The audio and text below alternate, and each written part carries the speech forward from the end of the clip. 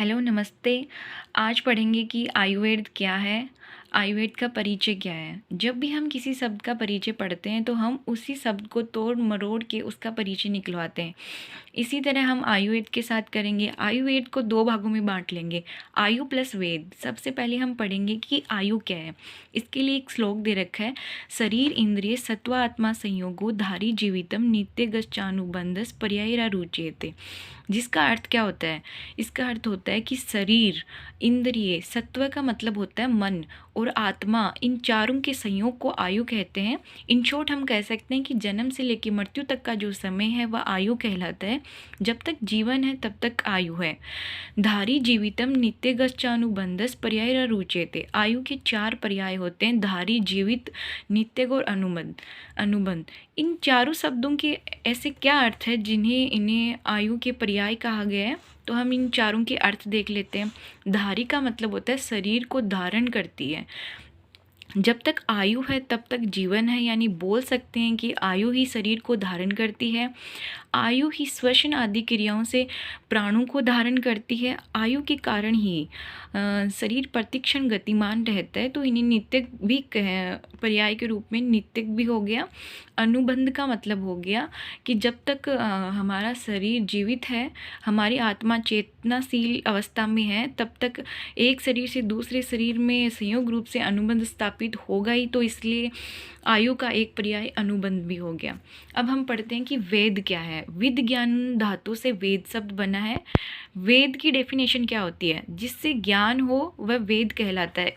यानी in short में हम कह सकते हैं कि जिस शास्त्र में आयु का ज्ञान हो वह आयुर्वेद कहलाता है। आयुर्वेद की फुल डेफिनेशन देखें तो ये हो गई, हिता हितम सुखम दुखम दुखम आयुस्तस्य हिता हितम मानस तच्च यत्रोक्तम आयुर्वेद स उच्यते।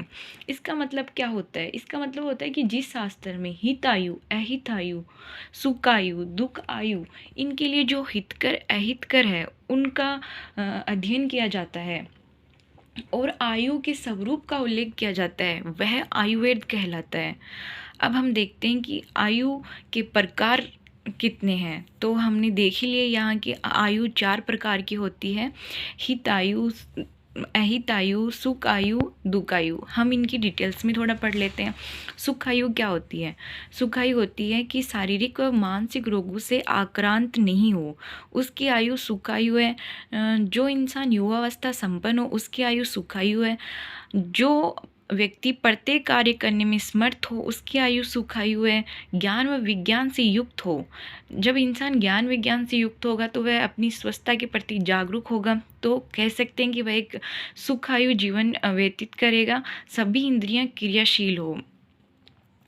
इसके बिल्कुल विपरीत हो जाएगी दुखायु। दुखायु क्या होती है? शारीरिक व मानसिक रोगों से आक्रांत नहीं हो, आक्रांत हो तभी तो दुखायु होगी। वृद्धावस्था में आ गया हो तो भी बेचारे की आयु दुखायु है। कार्य करने में असमर्थ हो, जब इंसान कार्य करने में असमर्थ बन जाता है तो वो किसी पे बोझ बन जाता है, तो उसकी आयु सुखायु हो ही नहीं सकती, ज्ञान विज्ञान से रहित तो। अब हम पढ़ते हैं हितायु के बारे में। हितायु में है कि सभी प्राणियों का हित चाहने वाला व्यक्ति की आयु हितायु होती है। पराई धन की इच्छा जो नहीं रखता उसकी आयु हितायु है। सत्यनिष्ठ, शांति प्रिय, धर्म, अर्थ व काम, इन तीनों का संतुलन बनाकर कार्य करने वालों की आयु हितायु होती है। इसके बिल्कुल विपरीत अहितायु होती है। इन शॉर्ट हम बोल सकते हैं कि जो व्यक्ति के व्यक्तित्व के बारे में बताती है कि एक स्वस्थ, जो फिजिकली और मेंटली रूप से स्वस्थ है, उस इंसान का व्यक्तित्व कैसा होना चाहिए, वो हम हितायु में पढ़ते हैं। और जो फिजिकली और मेंटली रूप से स्वस्थ है उसकी एबिलिटी क्या होनी चाहिए, उनमें क्या क्या योग्यता होनी चाहिए, वो हम सुखायु में पढ़ते हैं।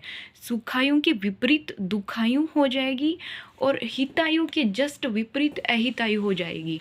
इसके बाद हम पढ़ते हैं आयुर्वेद अवतरण। आयुर्वेद अवतरण में सबसे पहले में लिखिए कि आयुर्वेद शाश्वत और अनादि है। शाश्वत का मतलब होता है सदा रहने वाला, यानी सूर्य शाश्वत है, चंद्रमा भी शाश्वत है। इसी तरह आयुर्वेद को भी ये उपाधि दी गई है कि आयुर्वेद भी शाश्वत और अनादि है। जब से सृष्टि की उत्पत्ति हुई है तब से ही रोगों का प्रशमन, कि रोगों को निवारण कैसे होगा और स्वस्थ व्यक्ति को अपना स्वास्थ्य बनाए रखने के लिए क्या करना चाहिए, वो सब चीज़ें जब सृष्टि बन गई थी तभी सब डिसाइड हो गया था। लेकिन जैसे जैसे व्यक्ति की उत्पत्ति हुई, एक इंसान बना, उसके बाद उन्हें सब कुछ खोजना पड़ता है। तो अभी भी खोज चालू ही है। हम नई नई औषधियाँ रोगों के लिए प्रतिदिन खोजी जाती है। तो हम इस आयुर्वेद अवतरण में हम यही देखते हैं कि आयुर्वेद का विस्तार, आयुर्वेद का अवतरण कैसे हुआ। सबसे पहले जो आयुर्वेद का ज्ञान प्राप्त किया वो थे ब्रह्मा जी। ब्रह्मा के बाद इन्होंने ये ज्ञान दिया दक्ष प्रजापति को। दक्ष प्रजापति से ज्ञान ग्रहण किया अश्वनी कुमारों ने। अश्वनी कुमार आप जानते ही होंगे कि जब भगवान शंकर ने गणेश जी का सर धड़ से अलग कर दिया गया था, तो उन्हें एक हथनी का जो छोटा सा बच्चा था उसका सिर जोड़ा गया था, तो वो अश्वनी कुमारों ने ही किया था। अश्वनी कुमार शल्य चिकित्सा में बहुत माहिर थे। अश्वनी कुमार से ज्ञान प्राप्त किया इंद्र ने। ये तो हो गया कि देवलोक में आयुर्वेद का अवतरण कैसा था। फिर आयुर्वेद का अवतरण हम देखते हैं भूमि लोक पे। तो इंद्र से भूमि लोक पे आयुर्वेद कैसे आया वो हम देखते हैं। भूमि लोक पर मनुष्य सारे जब रोगों से पीड़ित हो गए थे, तो महर्षियों ने भारद्वाज को इंद्र से आयुर्वेद ज्ञान प्राप्त करने के लिए भेजा। तो हम भूमि के अवतरण में, भूमि पर आयुर्वेद के अवतरण में हम दो चीज़ें पढ़ते हैं। एक तो हम पढ़ते हैं आत्रेय संप्रदाय, जो कि अलग बताता है, और धन्वंतर संप्रदाय में हम थोड़ा अलग पढ़ते हैं। आत्रेय संप्रदाय तो ये बताता है कि इंद्र से भारद्वाज ने आयुर्वेद का ज्ञान ग्रहण करके आत्रेय को दिया, और आत्रेय ने अपने 6 शिष्यों को दिया। 6 शिष्य ये थे, इन सबको याद करना है। ये थे अग्निवेश, भेल, हारित, जतुकर्ण, पराशर, क्षारपाणी। और धन्वंतर संप्रदाय क्या कहता है, ये देवलोक का जो आयुर्वेद अवतरण था वो तो सेम ऐसा का ऐसा ही बताता है कि ब्रह्मा ने दक्ष प्रजापति को दिया, दक्ष प्रजापति ने अश्वनी कुमारों को दिया, अश्वनी कुमारों ने इंद्र को दिया। बट इंद्र के बाद धन्वंतर संप्रदाय बताता है कि इंद्र से ज्ञान धन्वंतरी ने लिया, और धन्वंतरी ने अपने 7 शिष्यों को ज्ञान दिया। 7 शिष्य धन्वंतरी के क्या थे ये भी याद करने हैं। सुश्रुत, औपधेनव, औरभर और वेतरण, पोषकलावत, करवीर्य, गोपुरक्षित। यानी हम भूमि लोक पे अलग अलग तरह से आयुर्वेद अवतरण को पढ़ते हैं। इसके बाद हम देखते हैं कि अष्टांग आयुर्वेद क्या है। अष्टांग आयुर्वेद आयुर्वेद के 8 अंग हैं, जिनके द्वारा हम आयुर्वेद के संपूर्ण तरीके से स्टडी करते हैं। तो ऐसे तो है नहीं कि हम आयुर्वेद में हर विषय को एक साथ पढ़ सकते हैं। इसमें गायनिक अलग पढ़ते हैं, पीडियाट्रिक्स में ही पढ़ते हैं, गायनिक तो सर्जरी अलग पढ़ते हैं, ईएनटी का पोर्शन अलग पढ़ते हैं। ऐसे करके आयुर्वेद को 8 अंग में विभाजित किया गया है ताकि हम आयुर्वेद को आसानी से पढ़ सकें। तो आयुर्वेद के 8 अंग याद करने के लिए ये डेफिनेशन हमें याद करनी पड़ेगी, जिससे हम 8 अंग हमेशा के लिए याद रख सकें। काय, बाल, ग्रोह, ध्रुवांग, शल्य, दृष्टा, जरा, वृषे, गत, अष्टांगताम, बुबुद्धे, यम, पितामह। इससे हम आयुर्वेद के 8 अंग याद रख सकते हैं हमेशा के लिए। ये हमें 8 अंगों के बारे में बताता है, जो हम अभी डिटेल्स में पढ़ेंगे। पहला है काय चिकित्सा। काय चिकित्सा में क्या है कि काय चिकित्सा, ये जो भी 8 अंगों के श्लोक है वो भी हमें याद करने होंगे। जब हम बार बार पढ़ते हैं तो हमारी याद आसानी से हो जाते हैं, क्योंकि जब ये श्लोक याद होंगे तो हमें इनके डिटेल्स याद करने में आसानी होगी। श्लोक याद नहीं होंगे तो हमारी डिटेल्स भी याद नहीं रहेगी, इसलिए श्लोक याद करें।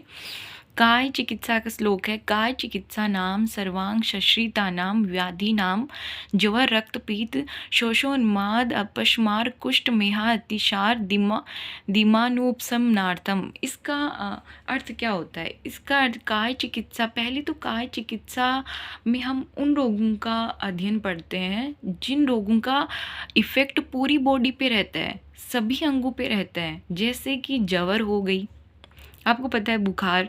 रक्तपीत क्या है? रक्तपीत है कि हम कभी साथ में भोजन करने से या फिर हम उष्ण पदार्थों का सेवन ज़्यादा कर लेते हैं तो हमारा पित्त दोष है वो वृद्धि कर लेता है।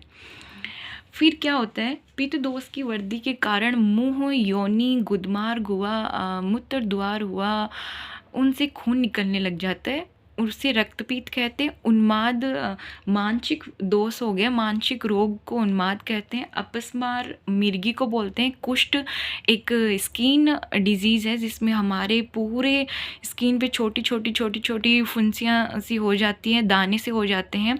अतिसार लूज मोशन को बोलते हैं। इन सब की चिकित्सा का अध्ययन हम जिस शास्त्र में करते हैं उससे काय चिकित्सा कहते हैं। इसके बाद हम देखते हैं बाल रोग, यानी हम इसको पेडियाट्रिक्स भी बोल सकते हैं।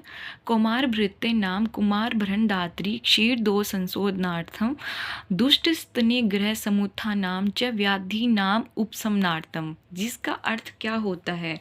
इसका अर्थ होता है कि कुमार के भरण पोषण के लिए जो धात्री होती है, माता होती है, उसके क्षीर यानी दूध के दोष संशोधन कैसे करें और बालकों में होने वाले रोगों की चिकित्सा कैसे करें, वो हम बाल रोग में पढ़ते हैं। 3 नंबर पे हमारा जो अष्टांग में जो एक अंग है वो है ग्रह, जिसे भूत विद्या भी बोल सकते हैं, ग्रह विद्या भी बोल सकते हैं, जिसका श्लोक है भूत विद्या नाम देवासुर गंधर्व ये रक्ष पितृ पिशाच नाग ग्रहा धूप सृष्ट चेतसाम शांति करम बलि हरणादि ग्रहोपस्मनार्थम। इसका अर्थ होता है कि देवता, असुर या जो भी बुरी शक्तियाँ हैं, पिशाच, भूत, इन सब के आक्रमण या इन सब से जो पीड़ित व्यक्ति है उन सब के कष्ट दूर करने के लिए जो बलि, उपहार, पूजा आदि करने की जो हिदायत दी जाती है, उन लोगों की रोगों की शांति के लिए जो किया जाता है वो हम पढ़ते हैं भूत विद्या में।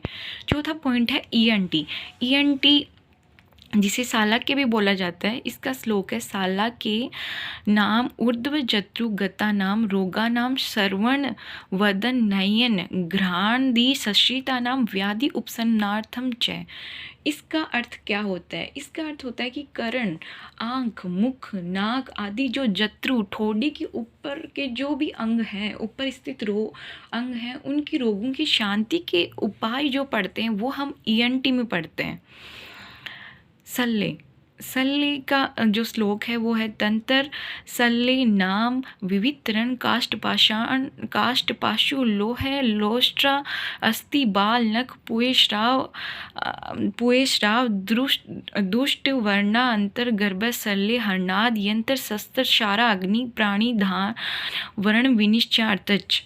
इसका अर्थ क्या होता है? इसका अर्थ होता है कि विविध प्रकार के जो काठ, धूल के कण, लोहा आदि के कण है, पत्थर है, अस्थि है, बाल, नख, ये सब सल्ले होते हैं। जो पुए है यानी मवाद है। दुष्ट वर्ण क्या होता है? दुष्ट वर्ण होता है ऐसा घाव जो कि आसानी से शांत नहीं होता है, जिससे खून बहता रहता है। उन सब के सल्ले को कैसे बाहर निकाला जाए, उन सब की रोकथाम कैसे की जाए, वो पढ़ते हैं। और उन सब की रोकथाम की जाती है सर्जरी द्वारा, यंत्र शस्त्र शारा अग्नि द्वारा उन सब का रोकथाम किया जाता है। तो वो हम पढ़ते हैं सर्जरी में। इसके बाद हम पढ़ते हैं दृष्टा और विष। ये कैसा तंत्र है?